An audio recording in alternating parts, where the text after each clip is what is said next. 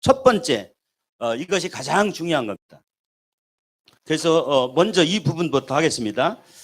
자, 이 자료를요, 제가 선거관리위원회에서 직접 받은 겁니다, 이게. 그리고 사실은 선거관리위원회 직원 보고 와서 직접 강의를 해달라고 제가 요청을 했어요.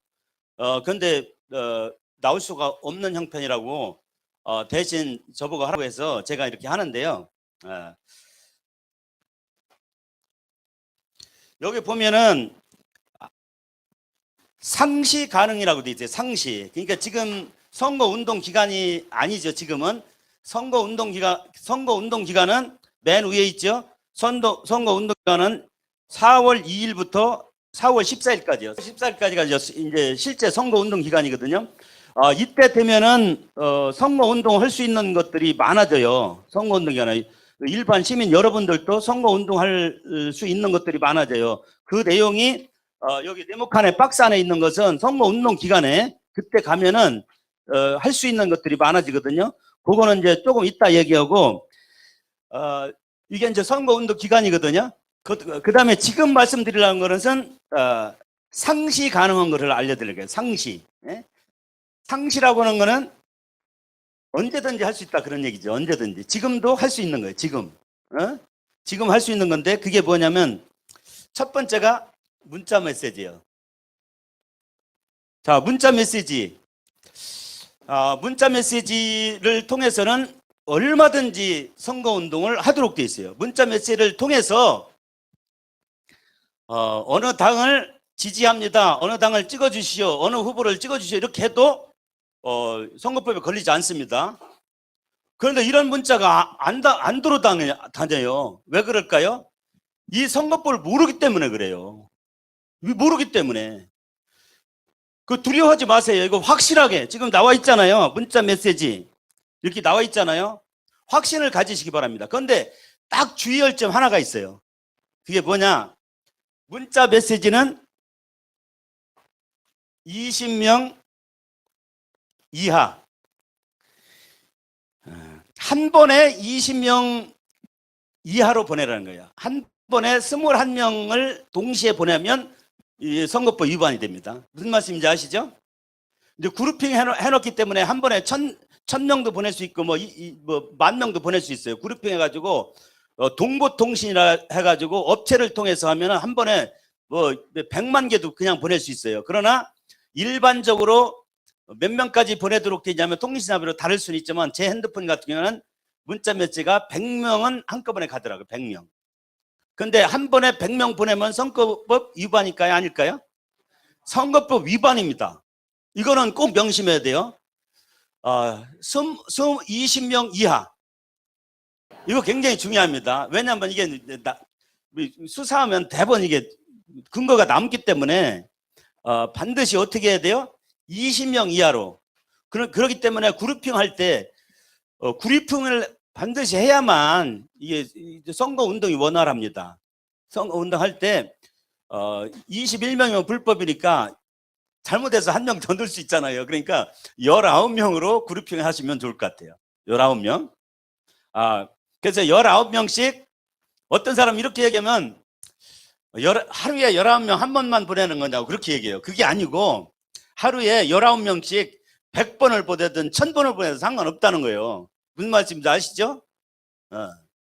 자, 그 다음에 두 번째 있어요. 두 번째. 이렇게 19명씩 그룹핑 해가지고 보낸다 이거야. 보내는데 손으로 내가 수작업으로 이렇게 보내는 것만 불법이 아니에요. 기계로 막 돌려가지고 다다다다닥 막 그냥 한꺼번에 그것도 막 동시에 수만 장 보내는 같이 할 수 있어요, 없어요? 그렇게 할 수 있어요. 지금 과학기술이 발달하기 때문에 그렇게 하는 것은 불법이라는 거예요. 무슨 말씀 알죠? 자, 그러면 이 문자 메시지로 이렇게 허용한 것이 왜 이러냐 하는 것을 근본 취지를 제가 설명을 드릴게요. 뭐냐면 돈 안 들어가는 선거를 한다. 취지가 그거예요. 돈 안 들어가는 선거를 한다. 취지가 그렇단 말이에요. 그래서 예를 들자면 기독자유 통일당을 찍으라고 예를 들자면 이거 예를 들어서 얘기인 거예요. 찍으라고 아니면 미래통합당을 찍으라고 아니면 뭐 정의당을 찍으라고 이렇게 문자 메시지를 보냈어요. 여러분이 보냈어. 보내고서 그 당에 가서 나 이렇게 많이 보냈으니까 돈을 주시오 이렇게 하면 돼요, 안 돼요? 그거는 불법이요. 그거 아주 징역 간단 말이에요. 그거는 돈 안 들어가는 선거기 때문에 돈을 받으면 무조건 불법이 돼요. 무슨 말씀인지 아시죠? 돈 안 받고 내 스스로 이 만들어 가지고 보내면 이것은 불법이 아닙니다. 그거 지금 바로 하셔야 돼요. 지금부터 하셔야 돼. 예? 자, 두 번째로 문자 메시지 말고 그 뒤에 뭐라고 돼 있죠? 인터넷 홈페이지. 인터넷 홈페이지가 있는데 인터넷 홈페이지에 그 게시판란이 있어서 이렇게 글을 올리는 게 있어요. 그거는 얼마든지 할 수 있어요. 그러나 거기에도 돈을 주고 광고를 할 수 있잖아요. 인터넷 홈페이지 아주 잘 된 데 가면은 배너 광고 돈 주고 하면은 불법일까요? 됐을까요? 역시 불법입니다. 돈 주고 광고하는 건 불법이에요. 그러니까 우리가 스스로 글을 올리는 건 얼마든지 가능하다. 누구를 낙선시키기 위해서, 누구를 당선시키기 위해서 어느 당을 찍어달라, 어느 당을 지지한다. 이거 가능합니다. 자, 그 다음에 이제 전자우편이 있어요. 전자우편. 근데 이제 전자우편은 여러분 아시는 것처럼 전자우편 뭐죠? 이메일 얘기하는 거잖아요. 이메일. 근데 이게 이제 이메일을 대표로 이렇게 해놓은 것이지 여기에 전자우편은 전자적으로 메시지를 보내는 거잖아요. 전자 메시지를 보내는 거거든요. 전자 메시지 보내는 것은 다 합법입니다.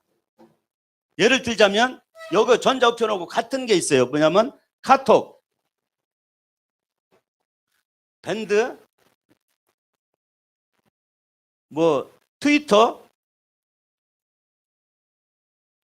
뭐 기타 등등 이렇게 많이 있어요. 젊은 사람들이 사용하는 건 제가 모르는데 하여간 기타 등등 굉장히 많습니다. 여기 나이 드신 분들은 주로 카톡 밴드 하시잖아요. 그죠? 카톡 밴드에서 선거 운동을 할 수 있을까요? 없을까요? 할 수 있습니다. 할 수 있어요. 그런데 최근에 어떤 사람들이 이상한 문자 메시지를 카톡에 막 올리더라고요. 정치적인 얘기, 선거운동 얘기 거 지우셔가지고 하루 종일 지웠다고 하면서 나한테 전화 온 분이 있어요. 지울 필요가 있어요, 없어요? 지울 필요 없어요. 할 수 있도록 돼 있어요. 할 수 있도록 돼 있어요. 마음대로 활용하세요. 저기 전자우편, 카톡, 밴드, 트위터 이런 것들을 이용해서 선거운동을 하시기 바랍니다. 예?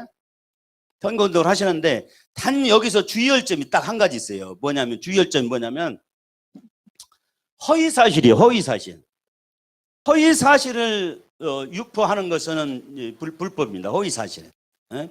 누군가가 그 허위사실하고 고발하게 되면 그거는 이제 문제가 될 수 있어요. 그 허위사실 아니면 바로 문자 메시지, 인터넷 홈페이지, 전자우편 이거는 선거법에서 하도록 허용되어 있을 뿐만 아니라 이것을 권장하고 있는 거예요. 권장을 하고 있어요. 권장하고 있는 사항을 우리가 몰라서 겁나니까 선거법에 위반되는 줄 알고 못하고 있잖아요. 지금부터는 마음대로 하시기 바랍니다. 자, 그렇죠. 카톡방에 100명 있는 데도 있고 200명 있는 데도 있을 수 있죠. 뭐 거기에 하는 거기 때문에 문제 없습니다. 보내는 거 얼마든지 가능하고 카톡방에 뭐 많이 있잖아요. 그게 뭐 얼마든지 거기다 선거운동 하셔도 됩니다. 예. 자, 이거에 대해서 의심하실 필요 없어요. 여기 선거관리위원회에서 보내준 여기에 나와 있잖아요. 나와 있는데 전자우편이라고 하는 것 속에 카톡, 밴드, 트위터가 들어가 있다는 걸 아시면 돼요. 다른 선거법에는 이게 가로하고 SNS 이렇게 돼 있어요. SNS로 해서 할 수 있다. 소셜 네트워크 서비스라고 해가지고 이 카톡, 밴드, 트위터 이런 것들이 SNS예요. SNS를 통해서 선거운동을 할 수 있다. 이렇게 돼 있어요. 이것은 언제 가능하다고요? 상시 언제든지 가능하다는 거예요. 이거 확신을 가지고 하시기 바랍니다. 자, 이게 최고의 무게예요. 지금은 선거운동 있죠. 선거운동 이것을 통해서 하면은 됩니다. 그래서 선거운동에 지금은 최고의 무기가 뭐예요?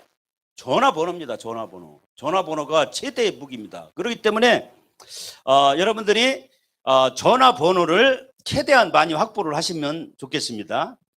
그게 괜찮다니까. 아니 거기에 어떻게 카톡방이 20명으로 제한할 수가 있어요. 어떤 거는 100명도 있고 큰 데는 막 200명도 있고 그런 거지. 그럼 200명 된 데는 카톡방 못 올린다고요? 그게 말이 안 되잖아요.